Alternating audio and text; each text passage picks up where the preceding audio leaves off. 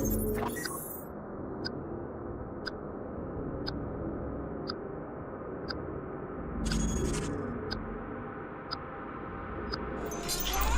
episode of The Lab Inside the Game Industry is brought to you by Midwest Games.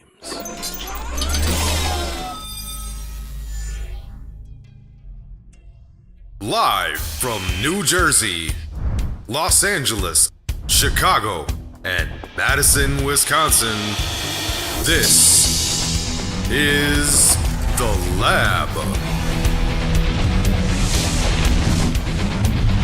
With your alchemists, Angel Guevara and Greg Posner.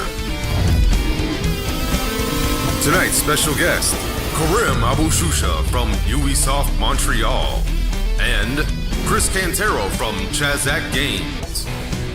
Also starring Cassandra Liu and Rick Bauer.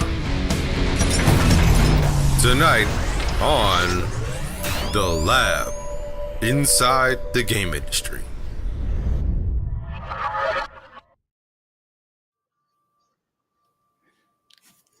Good evening, everybody. Welcome to The Lab. Before we even get started today, I want to do a huge shout out to our sponsor, Midwest Games. If you're a dev looking for a publisher that actually works for you, check out their new Shadow Publishing. It's a support model that gives you full publishing power under a simple work-for-hire agreement. Full publishing gives you publishing muscle, zero long-term commitments, and we'll drop a link in chat so you can see what that is. We have a stacked show tonight, but before we even get into that, Angel, my partner in crime, how are you? The host of Flama, what's new, man? Dude, I am doing fantastic, Greg. Last week, I had a ton of fun, and this week I'm excited, dude. How are you?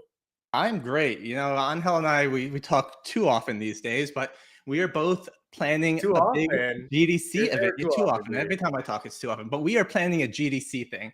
We're trying to get a group of people the Monday or Tuesday night at GDC. We're going to go find a bar. We're going to get everyone together. We're going to have a little Midwest meets West Coast meets East Coast meets you, our community that's watching. So if you are planning on going to GDC and figuring out what am I going to do? How am I going to figure out how to make friends around here?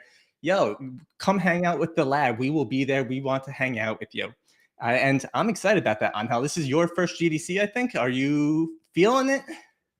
Dude, that's an understatement. I am super feeling it. It's my first GDC. I used to work in the fintech industry as an engineer. I've slowly transitioned to the gaming industry, and now it's a dream come true. So, dude, I am down like the economy, bro. I am excited. You have been there before, right? That's a way to put it, though. You've been there before, right? I have been to GDC a number of years in a row. I love GDC, but this is my first time going solo, and I'm even more excited this year because I can already planned a meeting with a whole group of people I've met over the years. And this whole industry, if you guys don't know it already, it's a very warm and welcoming industry. And when you have that awkward silence of, well, how am I going to talk with this person? You just say what your favorite game is, and they're either going to shit on you or they're going to say, hey, that's awesome. I love that game too. Dude, Greg, what you're saying is 100% true. I agree with you because for me personally, it was really intimidating. I'm like, oh, getting in the industry, it's going to be difficult. People are going to be harsh with me. No, dude, everyone has been super welcoming, super supportive. And if you guys want to join us at GDC, hang out with us, let us know, dude. We are open. And we will be posting things on LinkedIn over the next couple of weeks, just letting know where we'll be, what we'll be doing, because we do want to hang out with you guys. We want to meet you. We want to be able to grab a drink, whether it be a boba, whether it be a beer, whether it be whatever, a coffee, and we just want to get to know you guys. So again, if you're going to be at GDC, let us know because we really do want to meet all of you. So, Angel, a lot of stuff has been going on, a lot of new things going on in the lab. I think it's time we kind of talk through some of these things that are new and we can check them out. As my screen's going crazy, I don't know if it's just my screen, but here we go. First of all, we have stickers now. I don't know how these stickers work because they haven't told us yet, but they are going to work. So if someone wants to throw a sticker out there who's on Twitch right now, try doing the sticker thing. I don't know what it is, but I'm anxious to see it and hope it scares me and gets me worried about it. There's other things as well, right? We have new games. There's going to be a whole bunch of new activities and interactive things that we have going on in games that are on Twitch specifically. Someone from the lab is going to post it into the chat. So if you check out your chat, you can do things like duel and vote and tic-tac-toe. Just remember, anytime you want to interact with the game, do an exclamation point first. So exclamation point vote or exclamation point duel. And then you can start interacting with those games with the lab bits that you can get for watching these. And we also, there we go. There's a sticker on me now. Perfect. Thank you, person. And now we have a goal. We are setting goals at the lab to make sure that we are providing you the right things, the right content, the right material to keep you happy. So tonight is a very modest goal. It shouldn't be too hard. We want to get 50 subscribers to the lab. We've had a number of people coming and watching the show. They're hanging out. We just want to get 50 subscribers. So if you're in Twitch, if you're lost in YouTube, maybe head over to Twitch, but go to Twitch, click the subscribe button. And whenever we go live, and we have more shows than just the lab, we put on interactive tutorials, lessons, and just random conversations throughout the week. Be sure to subscribe so you can keep up with our killer content, exclusive perks, and surprises that are going to be coming your way. That was a lot, Angel. Any questions? No, that was perfect, Greg. Thank you for explaining all that. I would love to read the chat to see what people are saying. Let's do it. Let's do it, man. So we have Carbon Fiber looking forward to GDC. Let's go. From Kiel Quaid, great opening in VO. Let's go, let's go. Hello, good evening. Angel and Greg, good evening, good evening. Oh, Carbon Fiber is going to go to GDC. Let's meet up. Yeah, let's do it. Dude, people are excited. I'm loving the energy. Can we please get a W to start the show on a high note? Can we please get a W? Get that W. I'll drop one here. Boop. Yes, sir. Let me start it too. I drop one as well. All right. We'll wait.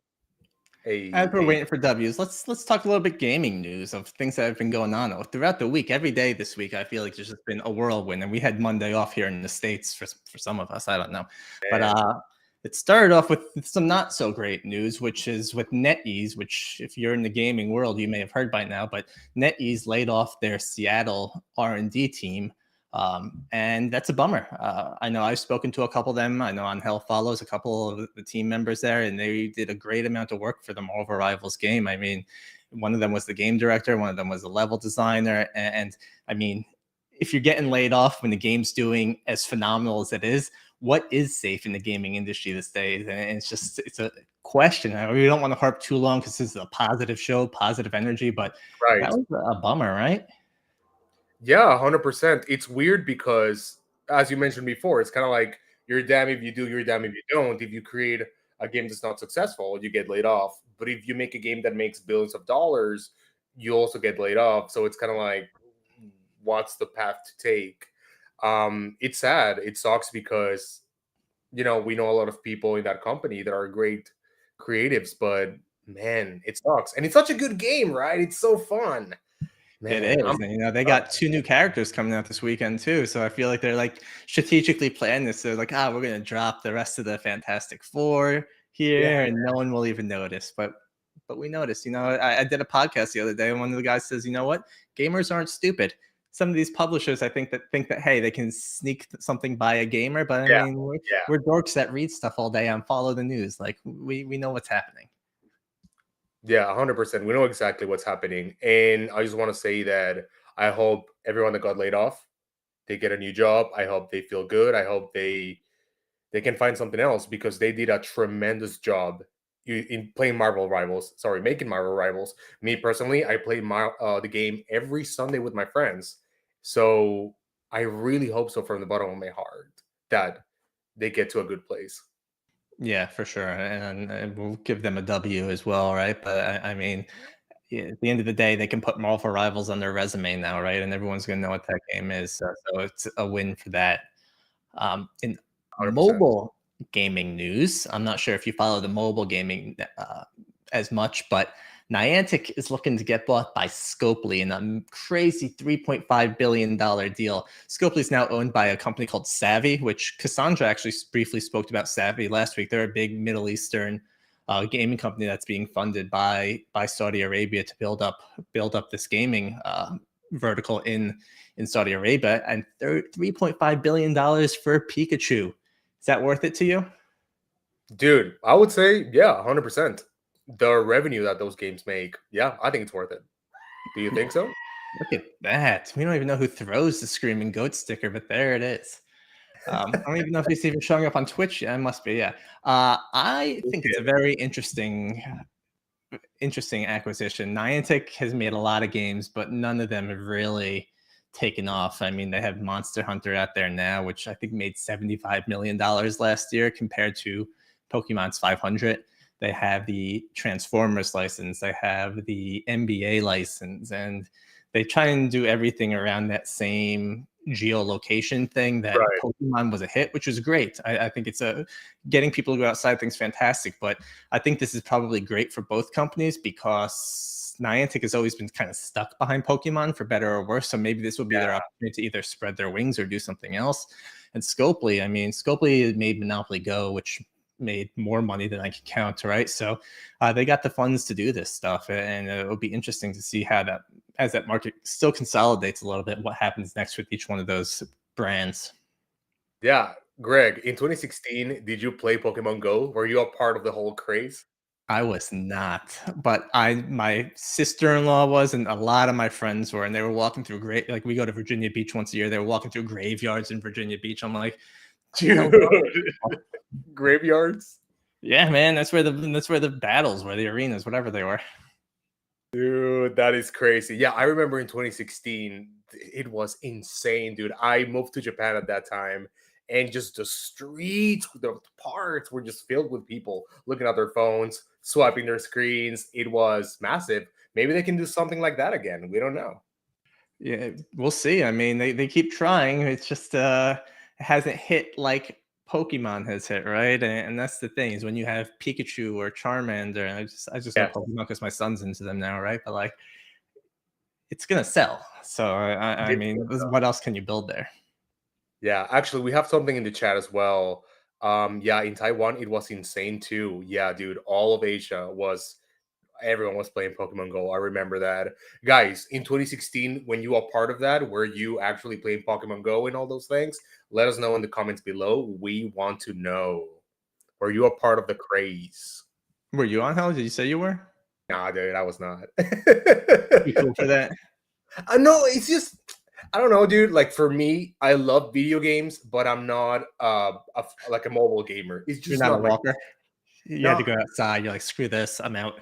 No. Don't get me wrong, bro. I love walking. I love being outside, but kind of like playing the game on the go is not really my thing. I like huge screen. I like my PC playing games. Not really a phone gamer, but I understand why some people love it.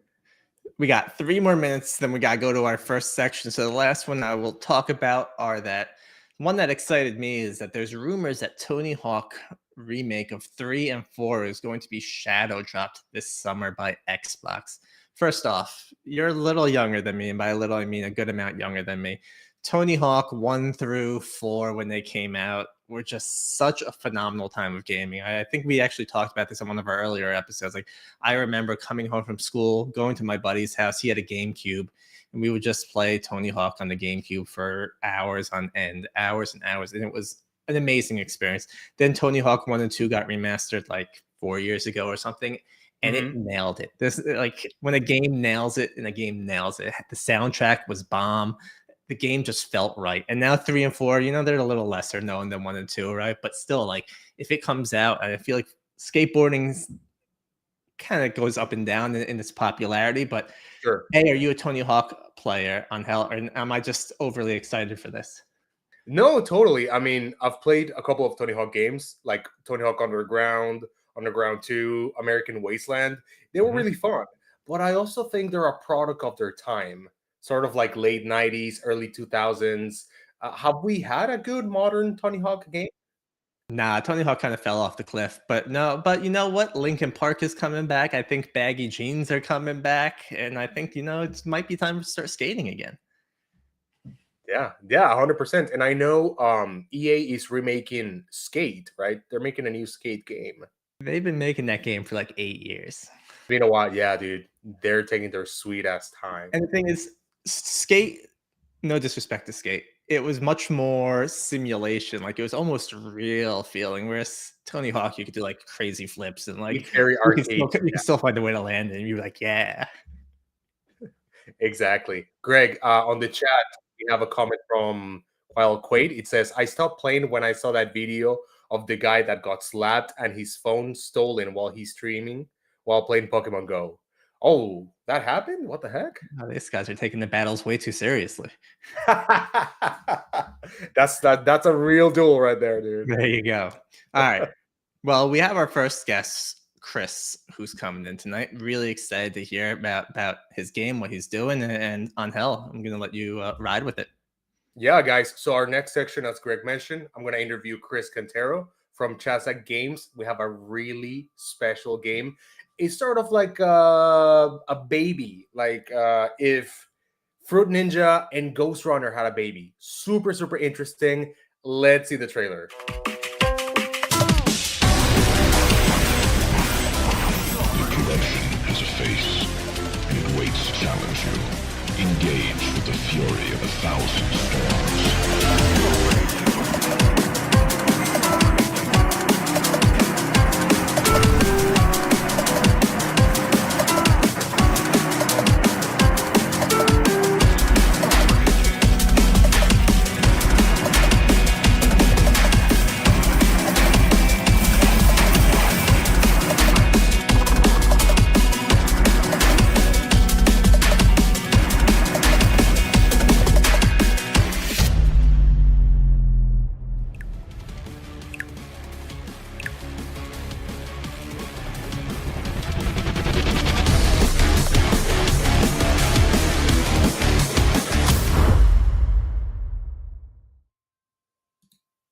All right, Chris, welcome to the show. How are you, my friend? Good. Thank you so much for having me on. This is really cool. My pleasure. That trailer just, dude, it's just so much. There's ninjas, there's fruit, there's metal, there's a lot of things going on. What is high fructose? What is it? Yeah, so that trailer is actually like 6 months old now, so I'm excited to show new stuff soon. So high fructose is like Ghost Runner, Brotato, and Fruit Ninja all combined. So Ghost Runner is one of my favorite games of all time, and Fruit Ninja is a super popular old iPad game. So, and yeah, if you ever heard of Brotato, it's like a popular indie game right now. Yep. Yes. Yes, yes, I've heard of all of those games. I was wondering regarding indie games, right? I think usually every year we see a lot of cool indie games, but it's rare when I see a game that truly just catches my attention like that. Oh, That thanks, man. Yeah, like me as a marketer, when I see your game, I'm like, this game can go viral. Tell me about the vibe of high fructose. How did you come up with it? Tell me the whole vibe. Oh, sure. So I guess I came up with the concept. I was working at id Software on Doom Eternal. I worked there for about 4 years, and we were working on Glory Kills at the time. And so I had a meeting with my creative director, Hugo Martin, and he was kind of explaining his vision for Glory Kills and that sort of thing. And one of his references was Fruit Ninja, the mobile game. Funny enough, uh, so like he really wanted to get the feeling in Glory Kills of like really quick, really snappy, and a really satisfying kind of feeling sort of thing. So ever since then, I've kind of like had in the back of my mind like, it'd be really cool to do a first-person Fruit Ninja game. So that's kind of where I got the idea from. And I think genre mashing is always a good idea if you want to make an indie game. Yep. So like some of the most popular games of all time, like mash, two different genres together. Like for example, Hollow Knight, it's like Dark Souls and Metroidvania smashed together. So Right. I think it's just a great idea to take different genres and mash them together.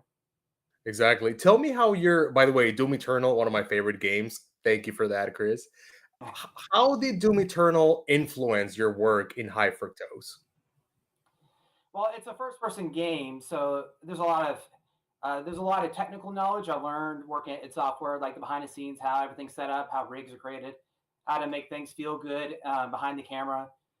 So yeah, I think just working on Doom Eternal as a first-person game really influences high fructose quite a bit. Gotcha. Something that I see also as well is kind of like when you play Doom, both 2016 and Doom Eternal, there's this sense of like momentum. Like you're constantly on the move, killing things, executing things, getting power ups. It's kind of like a shark. Like if you stop moving, you kind of die. Is it the same way in high fructose? Yeah, so I had several iterations, and it was the first iteration was the AI wasn't nearly as aggressive, and it got kind of boring. And I wanted the auto shooter kind of feel where there's constantly enemies coming at you, and in the gameplay loop, every wave you can buy new guns. And so at one point you can have 12 guns and your sword. So you just need lots of an army to slaughter. So it's just like there's stuff constantly coming at you. So I love it. Yeah, I can definitely see the resemblance, and I love it. When it comes to High Fructose's art direction, it's sort of like it seems as though it's a little bit like for children, like it's kind of like cartoony, but it's also very cool. And the whole metal music. How did you find that like mashup between like cute animals cutting things and being aggressive? Like, tell me about the art direction. yeah, so I was looking at other popular games to kind of like piggyback off. And there's this one game, I'm blanking what it's called right now, but it's a popular roguelike on Steam right now. And they have lots of like animal characters. And so I knew there was like a demand for that sort of game. And one of my favorite games of all time is Borderlands. So it's like a very simple, cell shaded comic book outline sort of thing. Hmm. So yeah, so that's what I'm going for my shaders. Like it's all very comic booky. There's an outline on everything, Right. and I think that kind of style is very timeless as well because like it ages really well. Like no matter how good graphics look, stylized art will always be amazing. And then I also didn't want to go like super realistic because I'm mostly just a one person shop. It's just Right. a lot more work to make stuff look good when it's really realistic. Yeah, I agree with you. Actually, games like if you remember The Legend of Zelda: The Wind Waker with the cel shaded graphics, it never ages, dude. That's 100% awesome. Chris, I wanted to ask you, since you work in id Software, then you worked in Unity, I believe. How was your transition from AAA to indie? Well, it's funny. So I left id Software because I wanted to make an indie game. I can't make an indie game work at id Software, just conflict of interest and all that. So I found an amazing job at working at Unity. So I got paid to learn how to do, work in the engine Unity. And Right. my game plan was just to make the game on the side while I'm working at Unity. And but a year ago, Unity went through massive layoffs. Like 25% of the company got let go. So I'm like, okay, well, I'm just going to take my severance and jump right in. So that's just how it worked out. So it didn't go according to plan, but I think it's working out. Yeah, 100%. Tell me, how has been the reception of your game? I know the demo is out there on Steam. I have played it and had an awesome time. Just letting you know. Thank you, Chris. How has been the reception? Well, I went to this conference called MDev a few months ago. For anyone who doesn't know, MDev is a Midwest gaming conference. And so I set up a booth there. There's over 50 developers there. And I got a lot of positive feedback. And they also had a pitch competition at MDev. It was Exola pitch competition. And for anyone who doesn't know, Exola is like a monetization platform, but they also have like a funding division as well. So yeah, they hosted this pitch competition, and they had 5 developers there, and I went and pitched. It was a pretty cool experience. So I walked up to the podium and looked around, and it was a room full of people and people standing in the back. So it's pretty anxiety provoking. But yeah, I pitched the game, and at the end of the day, I got an award, and so that felt pretty good, and I felt validated. Like it's not like a terrible idea. Dude, congratulations. I love that. How has been your life after you got the award? Did it help you somehow to get investors or something? How did it affect your life in a way?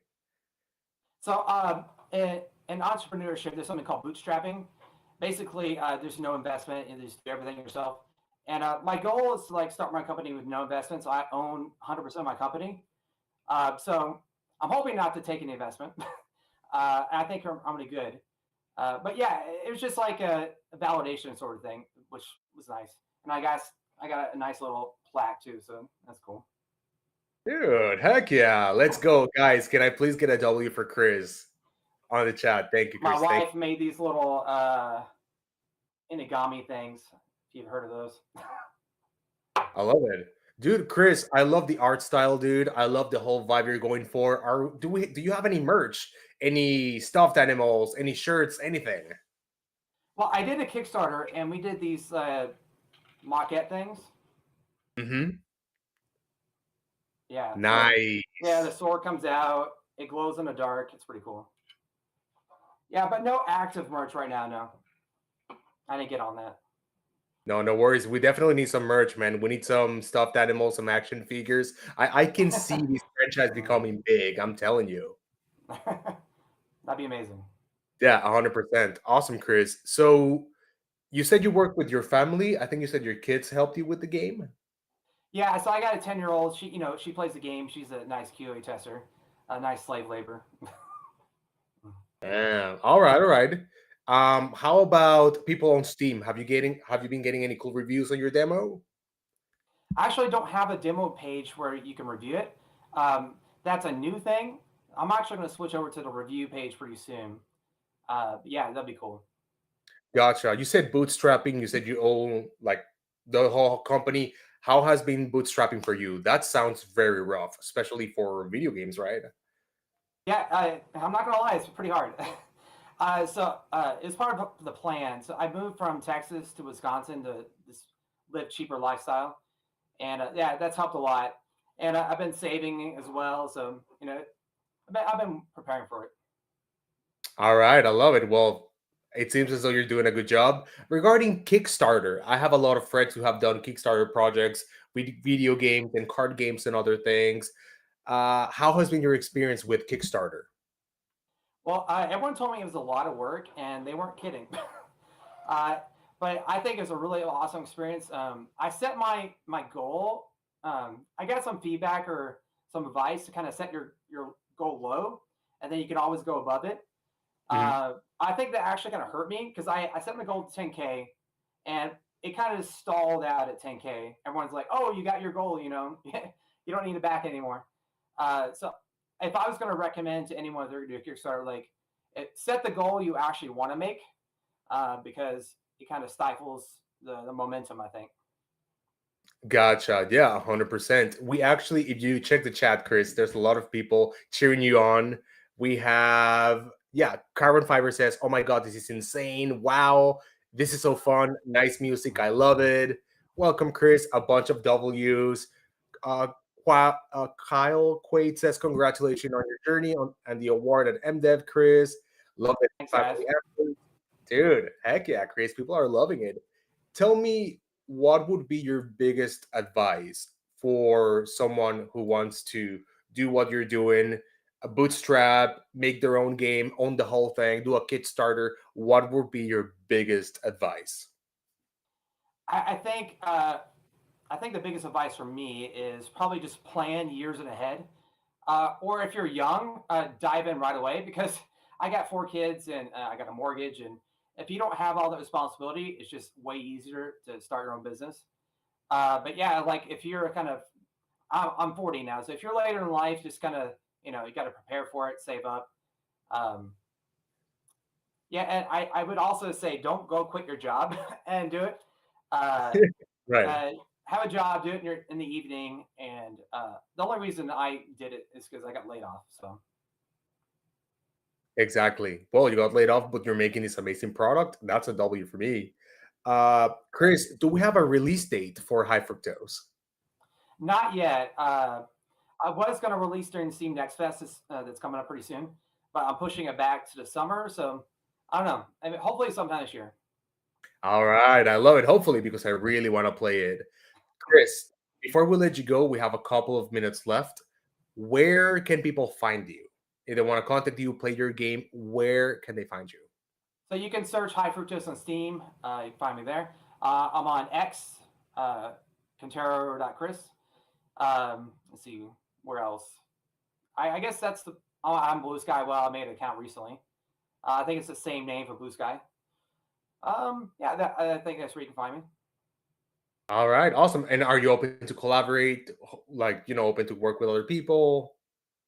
Yeah, so I'm working with a guy in Canada right now and a girl from Germany, and then a guy from Pakistan's helping me out a little bit. So I kind of got everything settled right now, but yeah, I don't know, maybe in the future. Yeah, 100%. Guys, if you want to contact Chris, collaborate with him, maybe ask him some questions, there you go. LinkedIn, Blue Sky, there you go. Chris, thank you so much for coming. It was a pleasure talking to you. Thank you. Thanks for having me.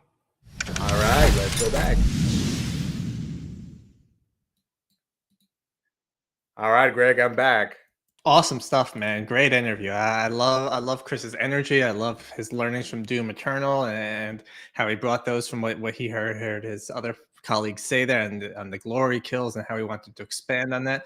I love the whole taking that buyout at Unity or the layoff at Unity, right? Saying, hey, this is a good time to grab my severance and leave, because you know what, the industry is kind of like that. And if you see your opportunity, sometimes you want to shoot your shot. So I love the questions you had, and I thought it was a great interview. Thank you, man. 100%. And something that I really love and respect about Chris is, yeah, he got laid off. It's an unfortunate situation, but he turned it around. He's like, okay, let me learn in Unity, do all these things, and then let me do my own thing. I think for me, that's a total W. Like, that's what a successful person looks like. Someone who takes unfortunate situations and turns them into opportunity. Yeah, I mean, it's the whole saying, if life gives you lemons, right, you can either make lemonade or you can sit and cry, right? So he took it and he ran with it, and now he won best game or best pitch at MDev, and hopefully High Fructose comes out soon, so we could all be playing it. Definitely. Have you played the demo, Greg? I have not, unfortunately, but I'm going to now after I see it. I'm going to make my son play it with me and get him into it. Yes, sir. Let's get it. Guys, thank you so much for all those cool comments. I appreciate it. So next we're going to pop in with Cassandra, right, and see what's going on in the world of news. Let's do it.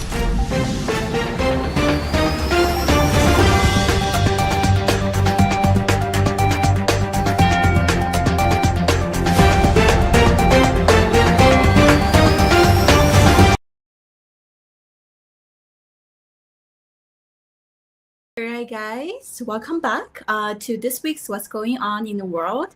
It's me, Cassandra, bringing the latest updates and then events all around the world.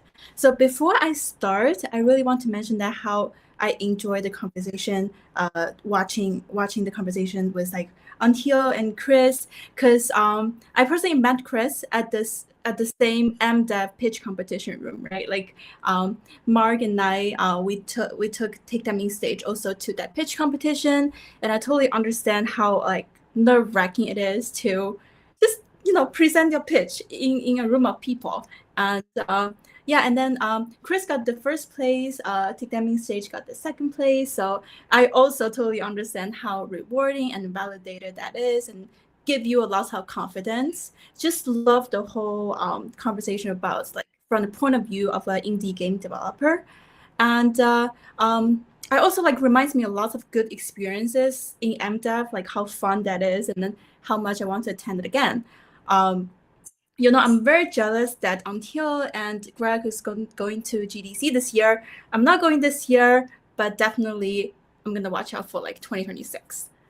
Awesome. So let's see what's going on around the world. So first event I got is in Qatar.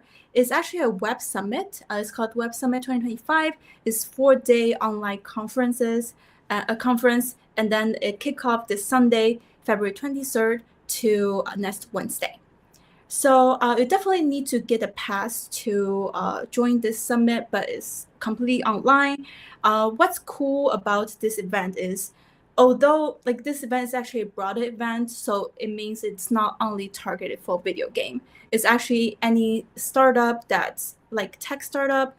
So why I highlight this event is because how like recent years the gaming industry changes, and traditionally indie developer or game studio are always looking for a publisher, but as a publisher, the role is going to change a little bit as well. So people really need to be creative about seeking funding, right? And then so we, like as a game developer, you also need to like open up to Kickstarter, publisher, also investor like this. So this event actually have a lot of like famous, great, from big to small like investors, such as like ARK Invest, Sequoia, and Hongshan. All of them are present.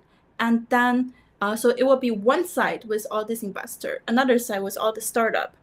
So it's a great way to connect. And then even though the chance of always getting funding is hard, but put yourself out there, connect with people, get feedback. That's always helpful for you to get one step closer to get that funding. So there's also a startup program by this conference as well. Although this year the submission is closed, but I suggest to check it out maybe for next year. We're always seeking for those opportunities. All right, so the second event we have is in Poland. It's called DevGam 2025. It's an international game conference. It was originally started in Ukraine, and then it's mainly focused on the East Europe, right? And then this year it's hosted in Poland.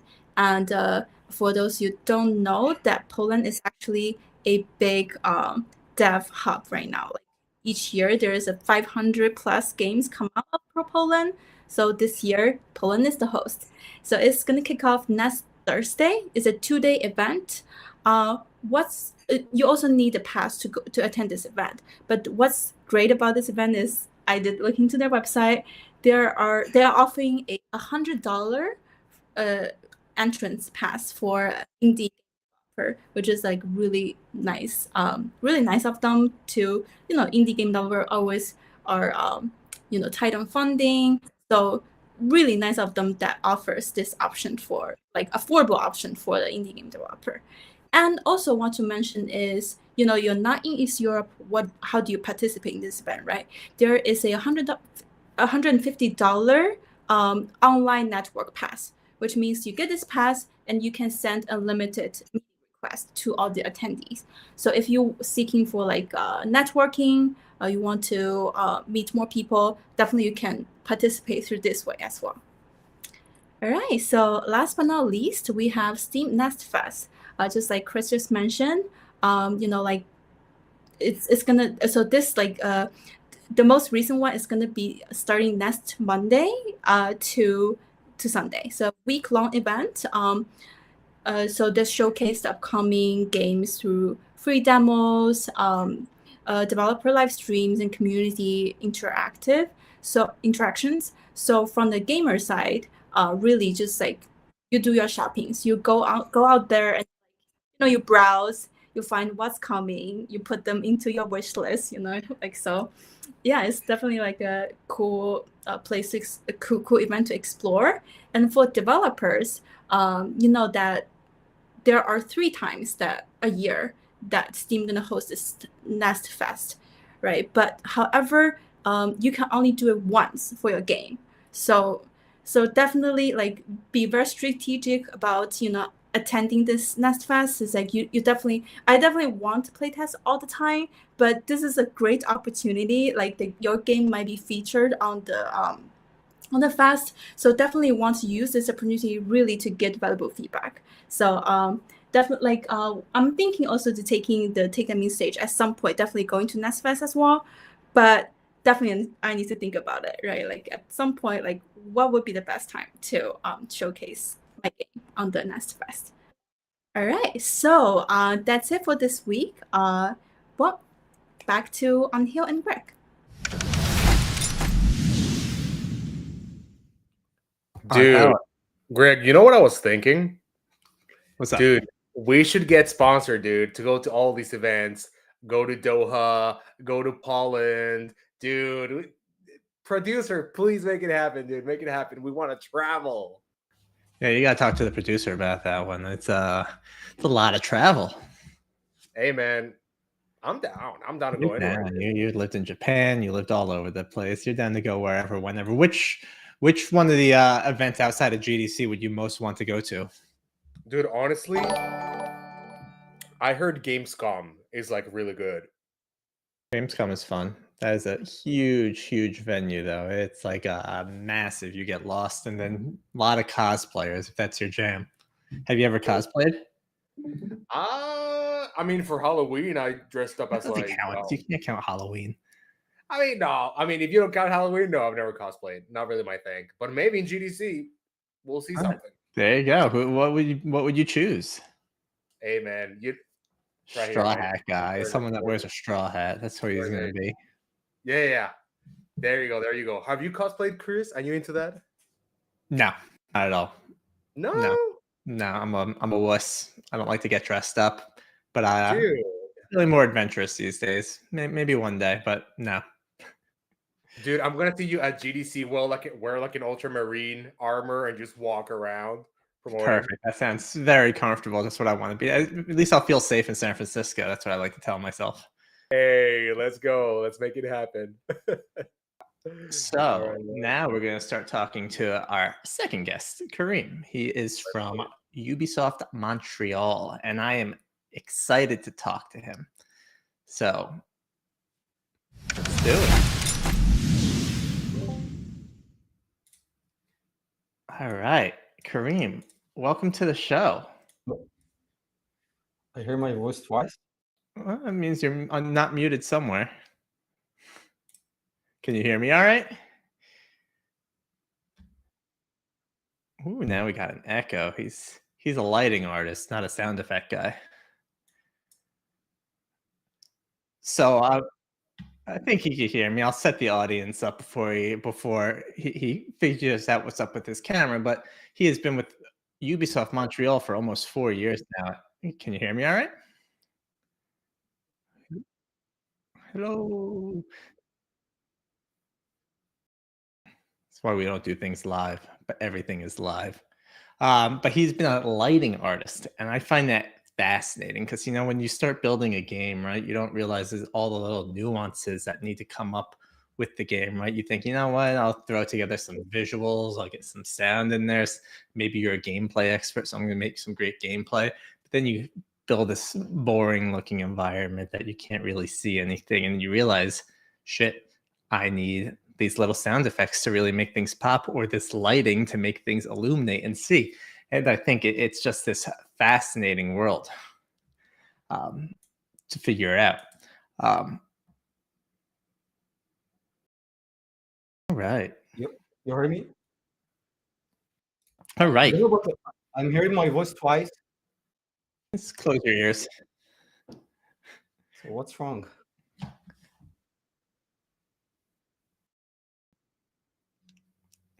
We're working on some echo issues. Yeah. So Karim, can you hear me all right? Now we hear nothing. Oh, now you can hear me? Yeah. Can you hear me all right? Okay, that's perfect. Can you hear me all right? So I'm very sorry. I don't know what's wrong, but thanks so Alright. much for having me on. Yeah, no I'm worries, so glad man. to be with you today. So try again. Yeah, you know, it's, you know, when you do it live, you think you got everything set up, and then the camera goes live, and you're like, oh crap, something is not working. Last week I couldn't unmute myself, and Angel was making fun of me. So, you know, Can you these hear things me? happen on the live broadcast. Can you hear me? Yeah. Cool. So Mm. you're at Ubisoft, and you are a senior lighting artist. And I think that is a fascinating thing. As I'm going to make everyone listen to me say it again, how you don't realize how nuanced game making gets in the different fields that exist. So to start high level, how do you find yourself becoming a senior lighting artist? Oh, well, to be honest, I was a senior environment artist for more than 14 years. But since I was young, I dreamed to become a lighting artist. But I dreamed to work with Pixar. At this moment, I remember 10 years ago, I spoke with someone. He's very famous. It's called Jeremy Vickery. He worked with Pixar for long years.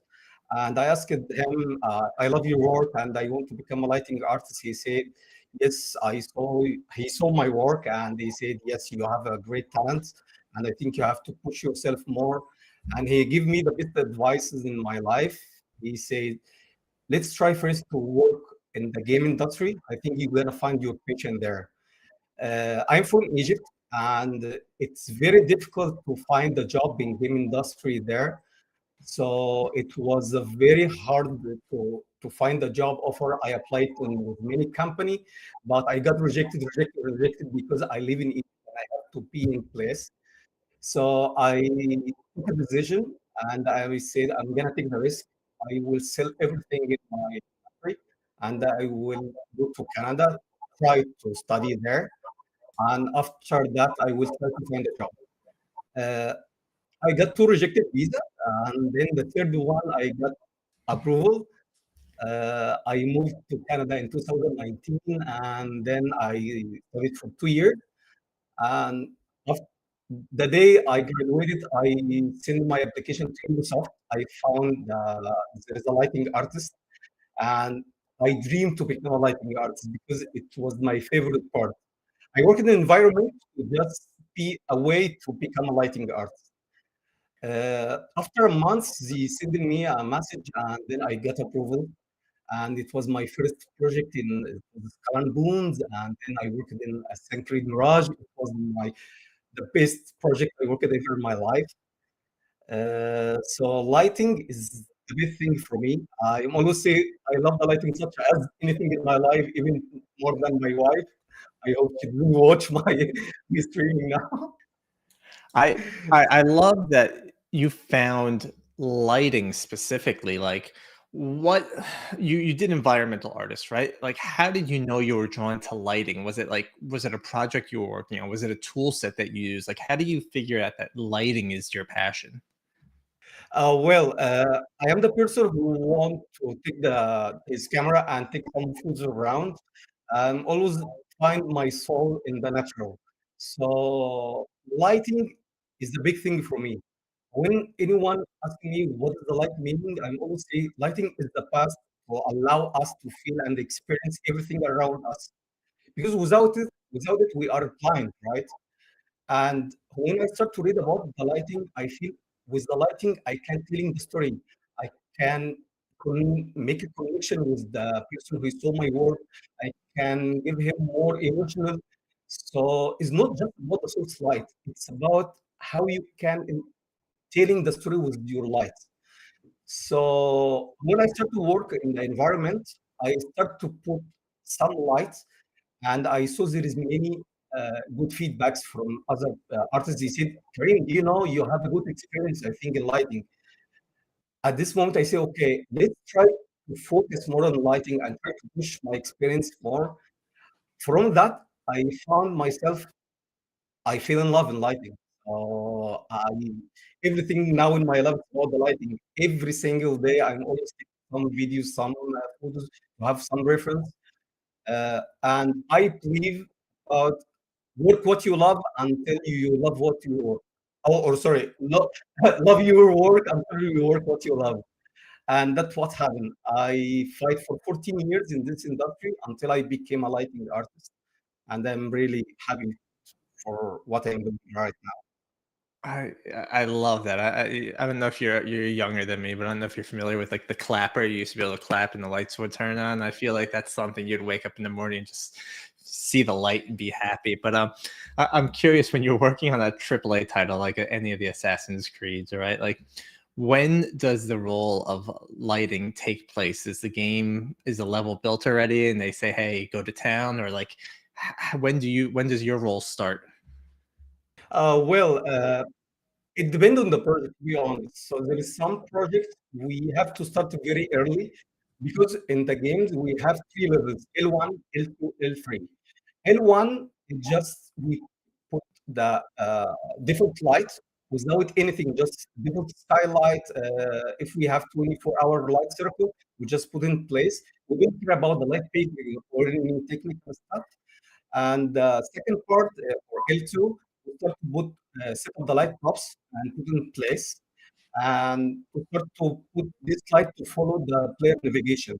So I can say I am in the second level, but again, it depends on the project. For example, my latest project in Victus, I started from the first day, so without even have any talking, because we had a discussion about the art blocking, how we can get the reference, what the mood we are looking for. So it's really depends. Some project, if we have a good art director, so I might come later on. Like Mirage, I joined Mirage after a year and a half, I think, and I worked on only for 9 months or 10 months. So it depends on the project, but again, it doesn't matter where you are, but what you're gonna do in this project. As we're talking, your art station keeps popping up, right? And the stuff that you create, there we go. Right, I think it's phenomenal. The detail, it's I can't even put it into words. Right, like it's amazing that that's coming from the visuals of a game, and I love how far AAA gaming Thank has you. come to really build these visuals that tell a story. And I know we're coming close to time here. I got two more quick questions. The first one is, what is your aspiration after you do this, right? What does a lighting designer want to do? What's your next level? Well, it's a great question. Uh, for me, I'm always doing every single day to become better than yesterday. So when I became a lighting artist at Ubisoft, I say, okay, if I stay in my place, I will never be better than what I are now. So what I did in the last 3 years, I started to learn some programming. It's not actually programming, but I learned a blueprint in Unreal Engine. I love Unreal Engine so much, and I started to create a tool to, to help the other people to make the lighting much easier. Because, for example, if you are concept art, you have no experience in lighting or animator or any other person, so you just need to drag and drop the light, and that's it. And that's what I did. The first thing I did is underwater. I am a free diver. I love the diving so much, and every time I dive in the ocean or in the sea, I feel it's completely different world, and I dream to have this world live in Unreal Engine, and no one made this before. The things that I saw before is not that have the realism quality. So I say, okay, let's put this in Unreal Engine. I spent about 9 months to just create these tools. Uh, I surprised because the first tool it was for free, and then I saw many people. It's more than 50K person did downloaded these tools, and I got a great feedback from other person. And I said, okay, let's try to make something better. I create other tools like Sky Atmo Pro or Aquarium Packs. My plan, to, I am dream to become a lead lighting artist. It's not about the lighting rules, but I just need to feel okay. I am here in this place because I deserve this. I put my whole time, my whole passion on this position.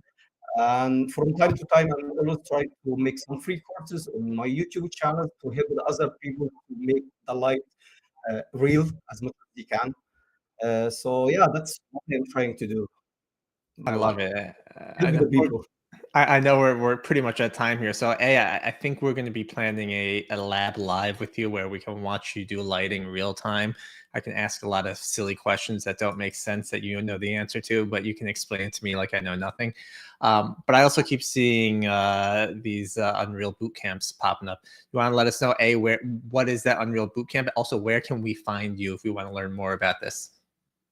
Oh, you can find me I have a personal website, linkmentor.com, and also my art station or even LinkedIn. I'm always active in LinkedIn. So don't hesitate to book me anytime. I'm so glad to answer your question. Uh, yeah, it's my three conditions. You can book me anytime. Cool. Well, Karim, this is awesome stuff. It's awesome to find someone that found what their passion is and working towards their passion. It's rare these days where people find what they want to be doing and are able to do that. So for you, I give you the utmost credit. Not only are you great at what you do, the Assassin's Creed games look amazing and the lighting stands out as them, right? As you're sneaking around. And we've seen you doing stuff with 217. I just think the stuff you're doing is great. I'm looking forward to doing a LinkedIn Live with you. And I really thank you for coming out today. And anything last you want to say? For me, if I want to give the people the advices, I'm always want to know to say if you love something, no matter how little experience you have, trust me, the more you try, the faster you will learn. Never be afraid to ask the question because I know there is many people they afraid to ask the question. But if you want to grow fast, don't hesitate to ask a question, but try to first to do your own research because when you do research, you will find more answer. So yeah, that's my advices. And really thank you so much for this great event. I'm really hope to meet you again. Yeah. Thanks, Chris. Thanks everyone. Thank you. Hopefully we'll talk to you again soon. Thank you so much. See you soon. Oh, Dude, man. dude, just I'm speechless by Kareem's story, man. It's Awesome, just isn't it? seeing him in Egypt, just not giving up, selling everything, going to Canada, working on his dream, working through rejections, and achieving his dream. Dude, guys, Yeah. can I please get a W for Karim, please? Or multiple W's. It's also, again, I know I say this and it doesn't sound like it's so rare that someone finds the exact spot where they want to be and that he's so comfortable there. He's teaching others about it. I think, that's how you create good games, man. You know what you love to do. I don't want to say stay in your lane, right? But you know what your lane is. You're the expert in that. And I just love that. I think it's amazing. Greg, have you seen a game or a movie or something or animation or something before the lightning was like put on the scene? I have, and it is jarring. I've also seen Doom Eternal, since we talked about that, without music, and it is wild how lame, and not lame, but just slow. It's a completely different game when the lighting isn't right or the music isn't there. This whole thing is a symphony, right? And people don't understand that, but when everything clicks, it clicks, and I mean, lighting is this thing that no one thinks about, but I remember in games like GoldenEye, you can see the light on the ground and like you look at it, it's just like, oh, I wonder if I stand in it, will I block the light, right? Or I don't know, all these little things. It's all these little Easter eggs that are fun. Yes, I think as gamers, when we play a game, we're so immersed in the game, we kind of forget a lot of these small things that make the game. But when you see something before the lightning is done and it looks absolutely horrible, and then you see it with the lightning and you're like, whoa, it's like night and day, dude. I So think even Kareem, I think even before this interview started, I think we were talking with Karim and about Max Payne, and I think Max Payne's another great example of how lighting and the rain and yeah, things pop off the rain. It's just like, wow, like someone's doing that. Like it's not just natural. Like that's purposely there. yeah, 100%. We got They are the ultimate heroes. So keep it up, Kareem. we got a couple things just to re-mention again. We have a lab store. Um, you can use your lab bits to get there. You'll see it popping up here. You can scan the code to go there. We could also drop the URL in chat, but be sure to check out any lab merch. It would be great. Look great at GDC. I think Angel's gonna rock the pink hoodie. If he's not, I will for sure. And also, again, big shout out to Midwest Game. Thank you so much for your support. We love the games that you're building out there. We love what you did at MDev. We just love being a part of everything that you're doing. So thank you for that.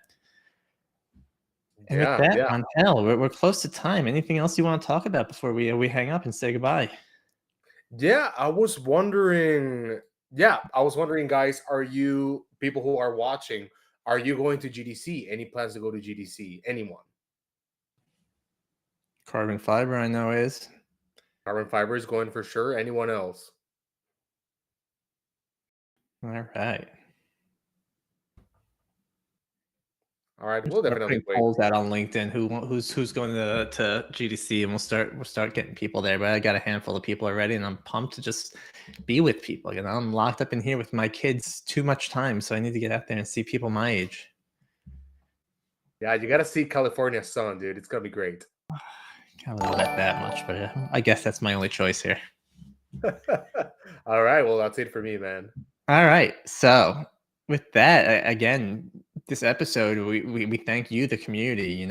We do this for you. We do this with you. We do this just for everyone, right? We love learning about this stuff. We love learning about what you do. We are spinning the wheel tonight. Do we know who's spinning it? Let's check the chat here. Let's see.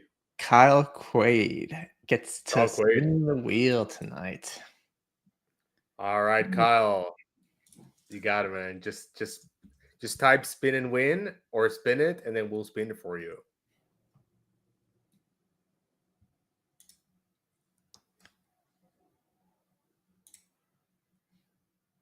Wheel's not going to spin. Come on, Kyle. Spin that wheel.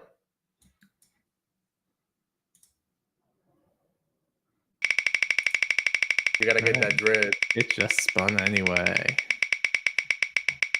Spin it. Let's go. What did you get? Buddy. That is 10 Alchemy Lab And dollars. You're gonna get that pink hoodie before both of us. no. Bummer, man. Yeah, man. Well, congrats, Kyle Quaid. That name is from something. I don't know what it's from. I want to keep saying Dying Light. It's not Dying Light, though. That's a different Quaid. But I It like the sounds name. familiar, yeah. Yeah, but again, everyone, thank you for coming out.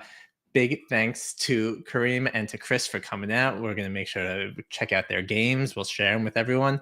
And again, thank you so much for everyone, guys. I hope you have a great rest of your week and great night.